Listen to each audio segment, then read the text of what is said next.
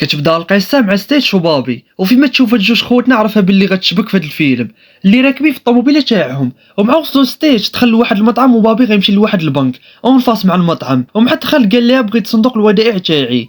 اما ستيتش في المطعم كيقلب في القائمه على شي حاجه ياكلها، وختنا عطاتو السوارج. وبابي زوم على المكان مزيان وعرف بلاصه الكاميرا هو يخرج عند ستيتش اللي قال ليه شنو بان لك في البنك. قال ليه بابي بنك صغير وسهل باش نسرقوه. وهما داوين دخلوا للمطعم جوج رجال من الشرطه، وستيج مشى خدم الجرس الانذارات ديال الحرائق وكلشي غادي يخرج من المطعم. وخوتنا قبل ما يخرجوا ستيج شعل العافيه في المطبخ، ومع خرجوا كيطرا واحد الانفجار كبير حرقوا المطعم كامل. ومن وراها شدوا الطريق لواحد المزرعه ديال الاخطر تاجر المخدرات، وتلقاو ليهم رجال في الطريق وغاديين يتسناو حتى الزعيم يعطيهم الاذن باش يدخلوا. من بعد استدعاهم الزعيم واللي غنسميوه البطبط، وبابي سلم عليه وقال ليه جبتي لي الامانه. بابي عطاه الباسبورات علاش اتفقوا، والمضبط عطاه الجوا ديال الفلوس وقال ليه صاحبكم بعت وشريت معاه ولكن غدرني وطلبش من الرجال يصفيوها ليه. بابي خدا الفلوس وخرج هو يقول ستيج داك الساك راه فيه صاحبنا، ويقول ليه يلا نخرجوا دغيا لا وقع لينا ما طرا ليه. ملي خرجوا كانوا غادي في الطريق قال ليه ستيج خاصنا ننتقموا لصاحبنا ونسرقوا الفلوس المبطبط من البنكه، راه كل سيمانه كيصيفط واحد من رجالو يحط ليه في البنكه 3 ديال المليون دولار. بابي قال ليه واش انت مريض؟ انا باقي باغي نعيش شويه، ولا بغيتي انت تموت سير سرق ليه الفلوس. في طريقهم وصلوا للحدود ما بين المكسيك وامريكا، والبوليس غادي يحبسوهم ودوهم باش يستوجبوهم. وطلعوا هاد البوليس ديال مكافحه المخدرات وقالوا لهم اشنو كنتو كديروا عند البطبط. المحققه سولت ستيج اشنو جابهم لعندو، ولكن ما بغاش يعترف ليها وبقات يدير فيها شي شوفات ديال العوينات عندك الزين. وهي تمشي عند بابي، وهنا غنعرفوا ان بابي شرطي متخفي 3 سنين دابا وكيحاول يلقي القبض على المبطبط. وهي تقول لي المحققه حدي مع ستيج راه كيبان لي خطير. قال لها لا ما تخافيش راه معاك اللوين.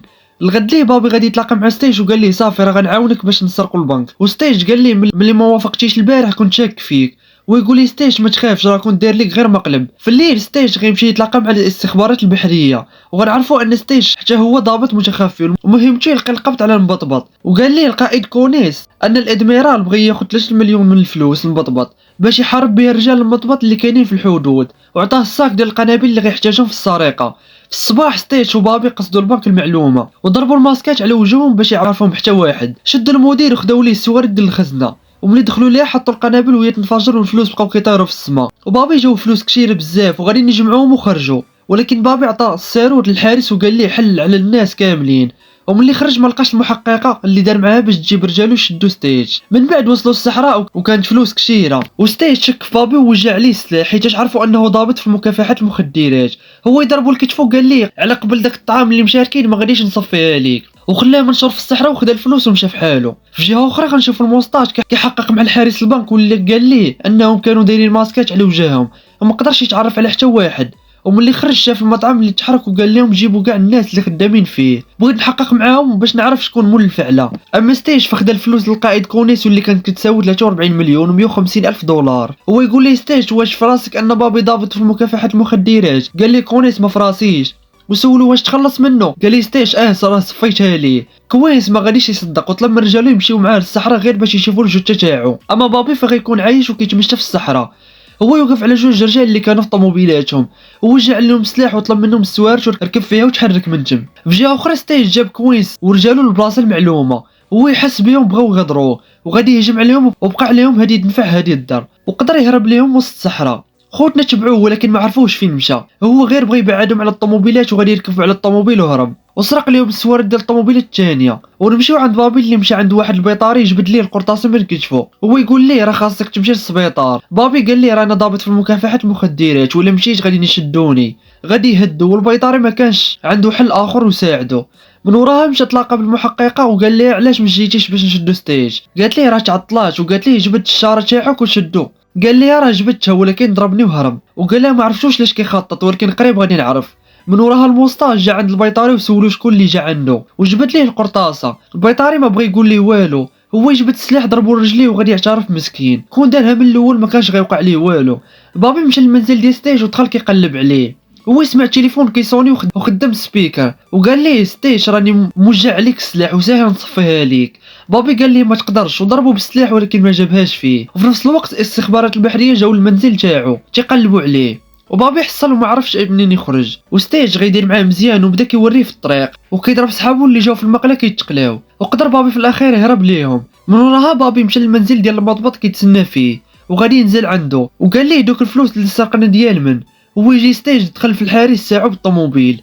هو شد المطبط لاحو في الكوفر وخد السوارج بغى يهرب. طلق عليه بابي قال ليه حصلتي دابا غادي نصيفطك تحاسب. هو مداوي الحارس فاق وبدا كيتيري فيهم وستيج استغل الفرصه وخد الساروش وهرب بالطوموبيل. وبابي حتى هو غيتبعو والو ما نفكش معاه ما كاين غندخل فيا ندخل فيك. داروا الروينه في المدينه وتا الغبابه راه وليدي كنقول لك خوتنا لاعبين جيتيه شويه نزلوا الارض قلبوا يو اف سي كملوا الحرب تاعهم وملي بردوا مزيان استسلموا بجوج. قال لي ستيش انه خدام ضابط في الاستخبارات البحريه ولصقوا ليه التهمه. وقال ليه بابي حتى هو الضابط في مكافحه المخدرات وحتى هو لصقوا ليه التهمه. داكشي علاش اتفقوا يخدموا بجوج يفرقعوا هاد الرمانه اللي لصقوا ليهم وخداو المبطبط لواحد الكراج وغاديين يسولوه قالوا ليه ديال من دوك الفلوس اللي سرقوا.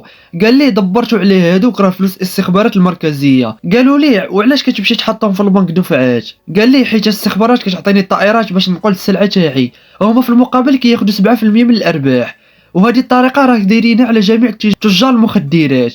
وهم داوين دخلت عليهم المحققه ولقاتهم محتجزين المبطبط في كراجها. وملي دخلت للدار بدات كتخاصم على بابي. قال لها باللي لصقوا ليه التهمه هو اللي صفاها لصاحبنا وخاصني نعرف اشنو وقع من المبطبط باش نسلك راسي. وستيج مشى للثلاجه خدا فرماجه وغادي يطلب منه يرجعوا لبلاصتو. واش غدا معاك نهار تموتي تيغا فرماجي يغبل بوك الشقف وغيطلب منه بابي يمشي يراقب المبطبط. وهي تقول ليه واش كتيق فيه؟ قال لها لا ولكن ما كاينش اللي غادي يساعدني في هذه القضيه. ستيج مشى عند المبطبط وبقى شاد معاه السون. شويه هجموا عليه رجال كويس لخهم عصا ومشى عند بابي ومحققه عليهم باش يهربوا وهي تنوض قرطاس الراس وكتسمع غير جري اللي عندك شركابي. وركبوا في واحد الطوموبيل سرقوها وتحركوا. في نفس الوقت المبطبط عطى الرجال مواصفات الطوموبيل تاعهم وعطاهم امر باش يشدوهم. وبابي قال لهم كيفاش هادو حتى عرفوا الموقع تاعنا. وباقي ما كملش كلامه دخل فيهم كاميو وطلعوا غير رجال المبطبط كيطيروا من المقله. في البلاصه عرفوا المكان تاعهم وغاديين يلقاو عليهم القبض ولكن المحققه ما كانتش ما عرفش فين اختفات.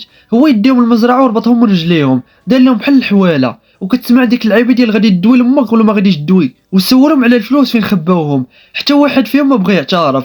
هو يطلق عليهم واحد التور الا بقى حتى ضربهم بدوك القرون غيوصلهم للبورغون. هو يقول لستيج باللي خداهم كوينز ونعت لهم البلاصه في القاعده البحريه الامريكيه. في نفس الوقت جا عنده الموسطاس سولوا على ستيج وبابي واش ما شافهم. قال ليه واش ما بانوش ليك؟ هو يقول لي الا بانوا ليا راه غنعلمك وخرج مشى في حاله. اما المبطبط فغيطلق خوتنا وقال لهم سيروا رجعوا لي فلوسي وغنصيفطهم مع المهاجرين الغير شرعيين. ووراهم المحققه اللي كان محتاجها اذا حاولتوا تلعبوا بيا غنصفيها ليها. وغير ركبوا في الكاميو شدوا الرحله تاعهم مع المهاجرين واللي ملي دخلوا الصحراء كملوا على رجليهم حتى وصلوا للقاعده البحريه الامريكيه. وستيج غينعت لبابي المكتب ديال كوينز وكتسمع غير حفظ حيتاج ما خلاوهمش يدخلوا. بابي نزل وكيحاول يتخبى على البوليس ودخل المكتب ديال كوينز ولكن الصدمه انه ما لقاش فيه الفلوس. في نفس الوقت ستيج دخل الاجتماع ديال البحريه واللي كان فيه القائده والاعوان تاعو. قال لهم بلي كوين سرق فلوس الاستخبارات المركزيه. القائد خدا المكتب تاعو وقال ليه ما نقدرش نشدو حيت غنشوهو بالسمعه ديال البحريه ولكن نقدر نحيد عليك التهمه اللي ملصقين ليك. وقال ليه الا باقي شتك في شي قاعده بحريه غادي نديك للحبس. وغيستدعي رجالو اللي جاو خرجوا على برا في جهه اخرى. المضبط سول المحققه فين خبى بابي الفلوس وقالت ليه ما عرفتش واخا الا قلت ليك غادي تصفيها لينا بجوج. في نفس الوقت بابي عيط للمبطبط وقال ليه راني لقيت فلوس وطلب منه يدوز ليه المحققه يدوي معاها وغادي تعطيه بلاصه الفلوس بالتخبيه. ومبطبط عرفها كتلعب عليه وجبت السلاح صفاها ليها. وبابي هو يمشي للوطي اللي كانوا ريحوا فيه وبدات يقلب في الناموسيه اللي نعتات ليه المحققه. واخيرا قدر يلقى الفلوس اللي كانت كلها مخبيه تحت الناموسيه. هو يعيط على الموسطاج قال لي فلوسك لقيتهم ونتلاقاو في المزرعه باش تاخذهم. في جهه اخرى ستيج غيكون مشى للمزرعه ويسولوا المبطبط على الفلوس فين هما.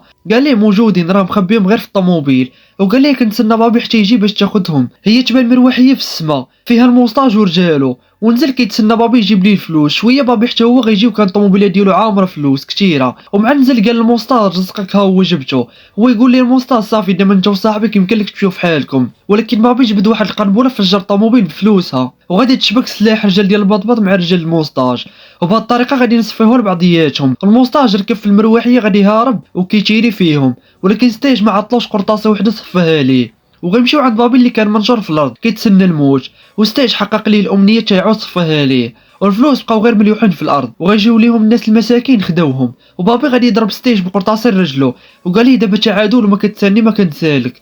من وراها مشاو لواحد القهوه وكانوا كيخططوا كيفاش يسرقوا البنك اللي اون فاس معاهم. واش شفت واللي فيه شي فيز كاع ما كيتحيد منه. وحتى لهنا غنكون وصلنا لنهايه القصه. خوتي اللي عجبتكم متنساوش معكم واحد لايك وبارطاجيو مع صحابكم. تلاقاو الخوت فيديو جديد ان شاء الله.